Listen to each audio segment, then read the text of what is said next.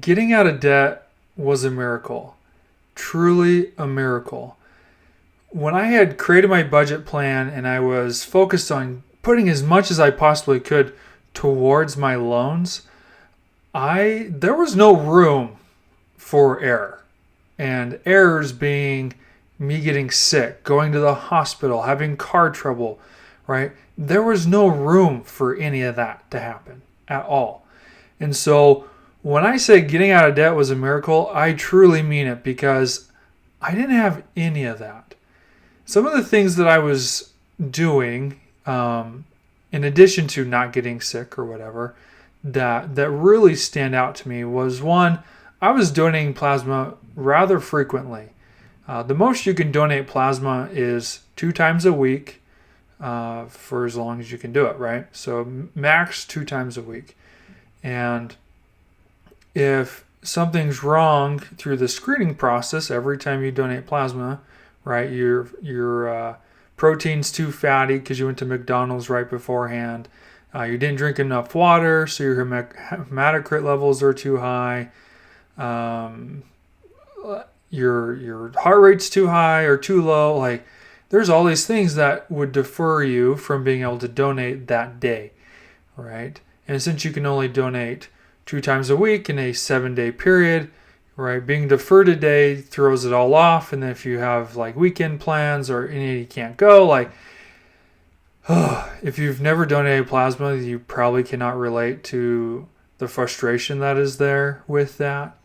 But when you're making $200 a month by donating plasma as frequently as you can, you start to appreciate that kind of extra money without the need of getting a part-time job. Okay, donating plasma is 2 hours, 3 hours of your week, right? That includes travel time. And you're making, $50, $70 a week. That doesn't include frequency bonuses or any other promotion they might have going on to earn extra money. Okay, so anyways, I'm getting a little too detailed here. To be able to donate plasma 2 times a week, every week for 2 years is a huge blessing. Okay, that was a miracle.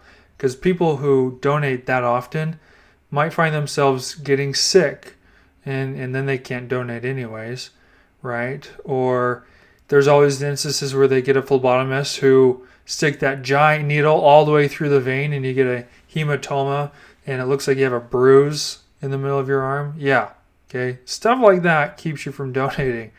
Okay, so for me to do it twice a week as often as I did was a huge blessing. Next, that I felt was a huge blessing was I didn't donate. I was a photographer, right? And while I taught a lot of photography, it wasn't until I lost that teaching job and started putting myself out there for client work. And once I started making it more known that I was for hire, that the work just started to come. Like, I was doing engagement shoots. I did several weddings. I did headshots, and it was great. Like, and I didn't necessarily like pay for advertisements. I didn't have a website that said, contact me now. Here are my prices. Like, I didn't do that. I had a portfolio site and I was just letting people know that I was doing photography, and the referrals just kept coming. Friends just kept coming, asking me to take their pictures. And that was so great. Having that extra income in addition to donating plasma was a miracle. Truly a miracle. What was even more of a miracle though, and this is definitely looking back, hindsight's 2020, right? But looking back, the next miracle that I felt that really helped me get out of debt was when people started coming to me and asking if I built websites. I build websites. I mean, I have my own website, so I know how to put them together. And I have a degree in web design and web development, but I've never done any client work. And I think that's where, since I never considered building websites for other people, that I was just like, well, I don't know how this process should really work to be successful at it. But it came, and I continue to learn a lot with that process, believe me. But the fact that people came and trusted me enough to build their website for their business was huge, just absolutely huge. And so looking back now, because of that, because of building websites for the occasional person who came and asked me for it, spurred on a whole new career path for me. One that I'm currently working on, self-employed, building websites. I learned a lot and I took advantage of it. The last thing that I think really brought the miracles into this whole process was the fact that I was praying for them. Now, when I prayed, I'll admit I prayed to have like that windfall of cash. Never came, right? I think the blessings that did come from me praying, for help to get out of debt was the side work that kept coming, that I had health. I wasn't in the hospital. Nothing kept me from donating plasma.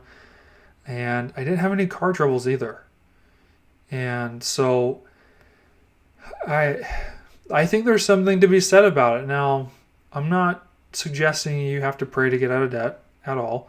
I'm just saying for me, I knew that I needed as much help as I possibly could. And I was not going to be out a single thing if I said a prayer or two. So anyways, getting out of getting out of debt was a miracle.